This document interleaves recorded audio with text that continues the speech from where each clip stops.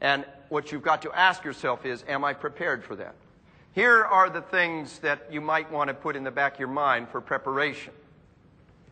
Number one, you tell your spouse, do exactly what I tell you.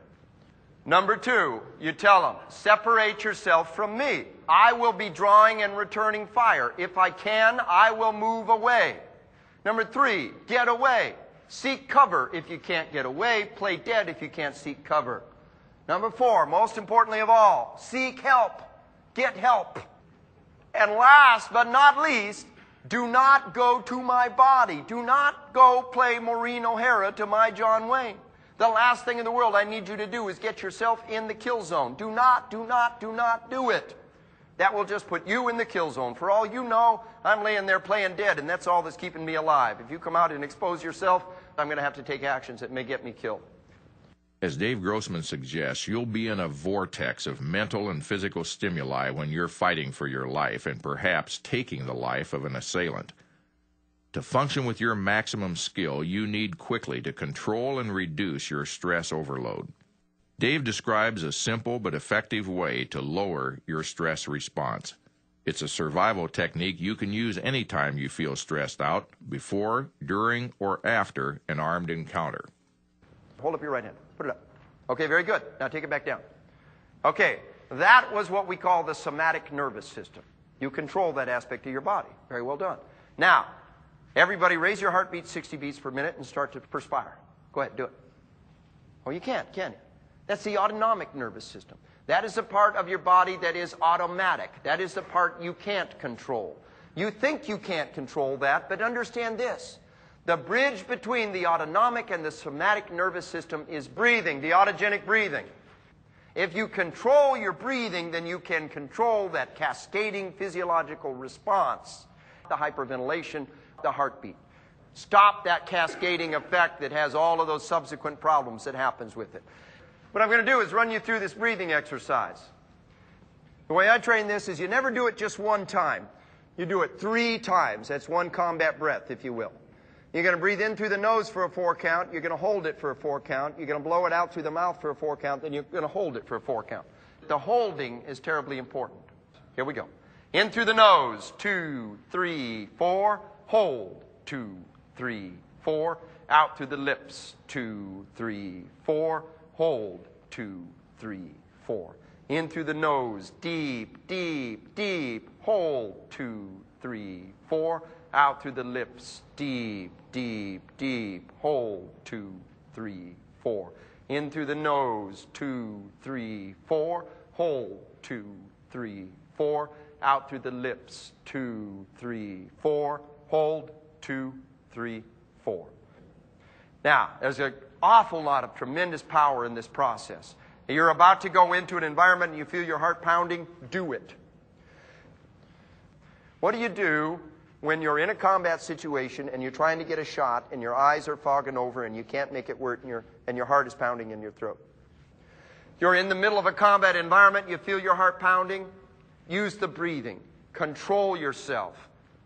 I was training the law enforcement trainers at the Louisiana Post, and one officer came up and told me how he had a heart attack. His wife and his doctor were watching him in the ICU, and with 3 breaths, he lowered his heartbeat from 80 beats per minute to 40 beats per minute right there in front of his doctor's eyes. This is powerful stuff. Another officer was telling me about a situation. 2 years ago, I taught him this stuff. He comes up to me. He says, Colonel Grossman. He says, let me tell you what happened to me. It's in his personal vehicle, and it flips over. One leg was broken and one lung was crushed. I said, what'd you do? He said, well, I began to panic. And then I remembered what you taught us. And I began the breathing. In through the nose, 2, 3, 4. Hold, 2, 3, 4. Out through the lips, 2, 3, 4. Hold, 2, 3, 4. He said, you know what? It worked. It worked. And he said, I was able to calm down. I said, great. I said, what did you do? He said, well, I reached over, turned the radio on, and waited for somebody to come get me. And they did. They brought the jaws of life. They pried the car apart. They got me out. They said if I'd have tried to struggle, it probably would have killed me.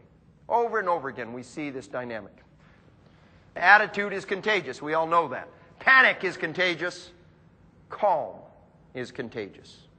If you can remain calm in the midst of disaster, you can be the rock that everybody else will anchor to.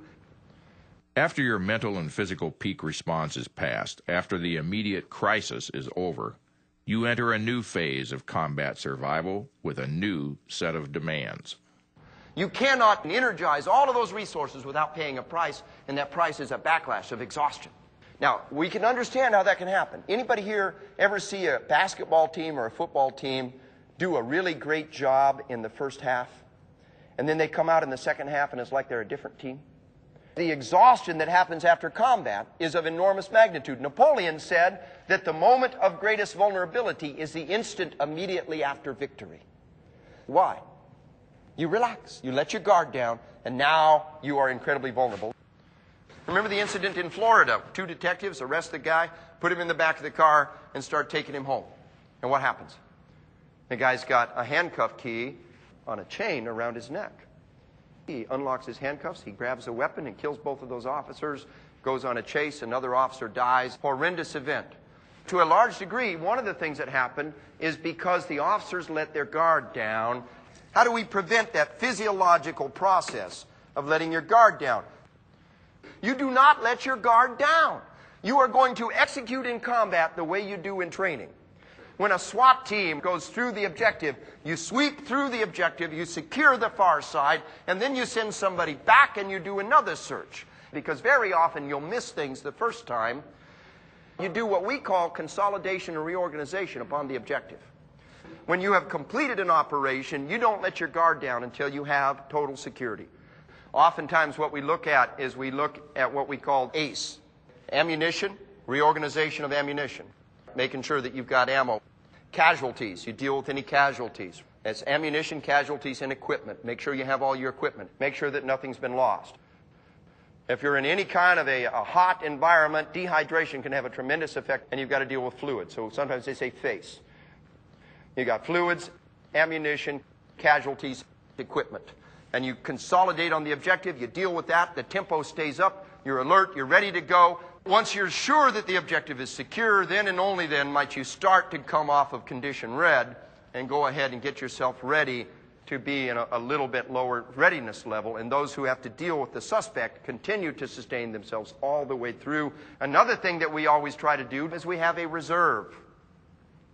A group of individuals who do not see the battlefield. They do not see the battlefield. They do not become physiologically aroused. And then you've got a group of individuals who can deal with the situation. Maybe they're the one that goes ahead and takes the suspect in. They're the ones at that critical moment that go back in. One of the things that the sniper community is teaching extensively is that whoever shoots someone never goes to the body. The Arkansas State Trooper was telling me how, as a sniper, he had killed a man in his house when the guy came out with a shotgun and started to turn on an officer. He didn't know any better, and none of his chain of command knew any better. He came back, and he's sitting there looking at the body just about the time when the man's son came and started screaming and shouting and attacking and condemning. He says, I know now what to do, and I keep my snipers back. There needs to be a separation. There's a separation of responsibility. Another person searches them, cuffs them, deals with them. Another person bags them and takes them out. Another person conducts the autopsy. Another person in the mortuary puts them back together, and another person preaches the words over them. And everybody gets a little slice of that pie, and you don't want any bigger slice than you've got to have. The odds are overwhelming that you will physically survive an armed encounter with the right mental and tactical preparation. But what about the emotional trauma that may linger afterwards? Is your mind bulletproofed against that too? Dave Grossman says there are 3 variables that determine the severity and duration of any post-traumatic stress you may experience. One is your individual vulnerability as you enter the armed confrontation. Then there's the degree of trauma you experience during the event. And finally, there's the extent of self-help and social support you receive afterwards. The principles that Dave has already discussed for bulletproofing your mind can help you reduce your pre-event vulnerability and the negative impact of the event as it's occurring. Now Dave explores what happens after the smoke clears.